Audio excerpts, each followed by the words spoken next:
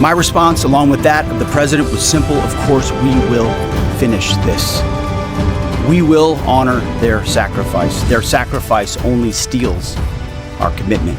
Hours after Iranian missile batteries fired on Allied positions and Tehran issued new threats to strike U.S. bases, the United States Air Force has made its decision.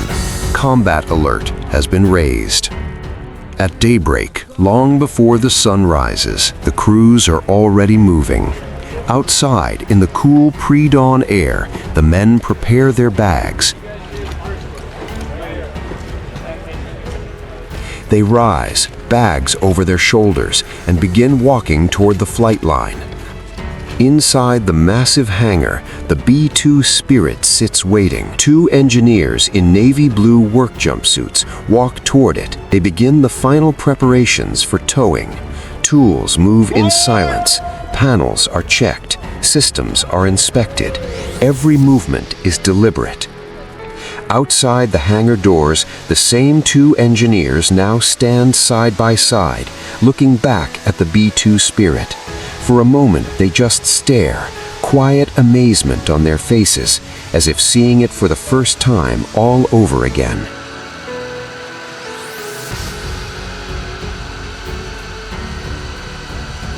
Then the B-2 Spirit begins to move on its own. Slowly, almost silently, the massive flying wing glides forward. Gradually, it emerges into the cool pre-dawn air.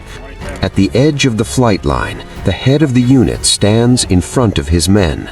They are formed up in two perfect rows, bags at their feet, eyes forward. He watches them closely as they count and inspect every item. The head of the unit adjusts his own backpack, rifle steady in his hand, while his crews finish checking their gear. Then the order comes. They rise together, bags slung over their shoulders. As the day slowly breaks and the first light of the sun begins to rise over the horizon, the B-2 Spirit is now fully out of the hangar. It sits on the wide runway, massive and silent, slowly moving forward toward the other B-2s already lined up in the pale morning light. An officer in a bright green safety stripe vest stands ahead, directing every inch of its movement.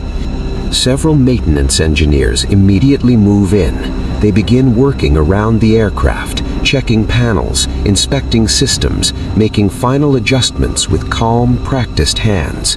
This is not a rushed work. This is the kind of care that only comes from people who know exactly what this aircraft is capable of. Then the fuel trucks roll up. Hoses connect. JP-8 flows into the massive tanks. The B-2 is being topped off, ready for whatever distance this mission may demand.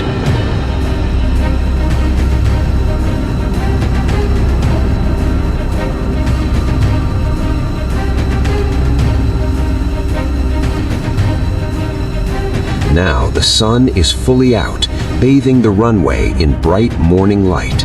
An engineer in white coveralls marked with black stains stands high on the wing of the B-2 Spirit.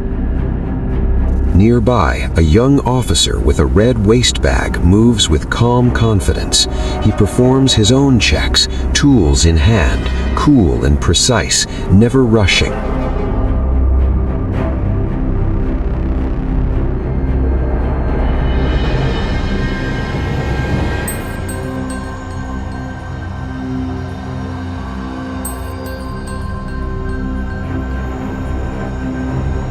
Operations like this rarely make headlines in full detail.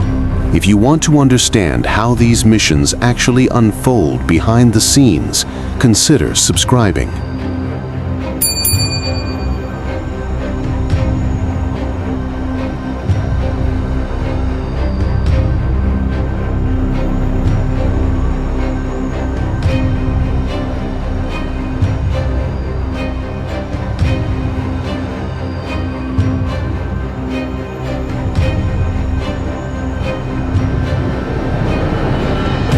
Hoses are pulled across the tarmac and connected to the B-2. Fluids flow, hydraulic, fuel, oil, everything the aircraft will need for the long hours ahead. Maintenance continues, steady and uninterrupted. No one speaks much, just the quiet rhythm of hands working on one of the most advanced machines ever built. Every movement is deliberate. Every check is done twice. This is the kind of preparation that happens when the mission could begin at any moment. The sun climbs higher.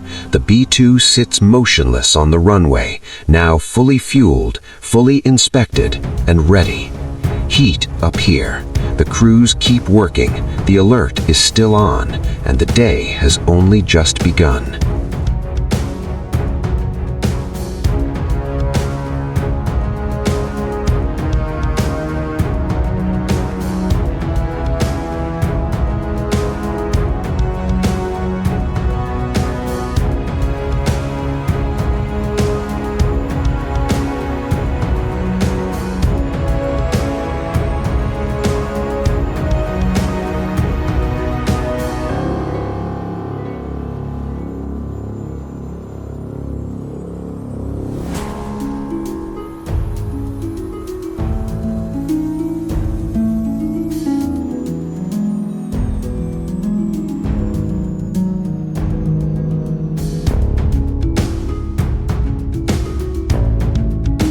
Above the runway, the sky is now a perfect clear blue.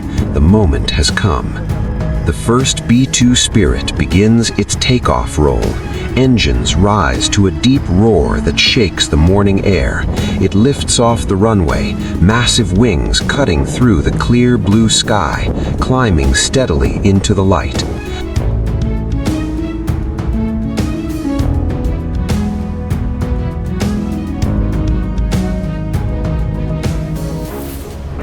No one looks back, maybe because looking back feels too much like admitting you're leaving something behind.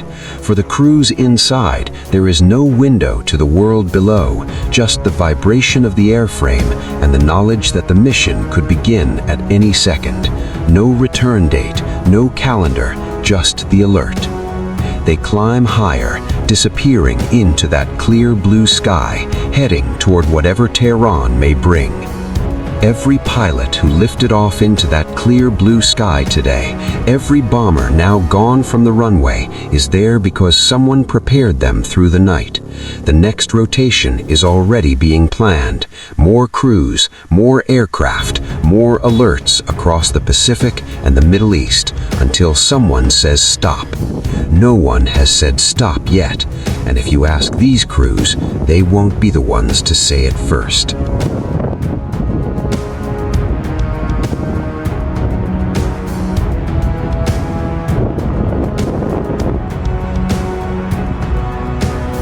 This is only the beginning of the build-up. What happens next depends on decisions made far from the runway. We'll be breaking it down as it unfolds. Subscribe if you want to stay ahead of it.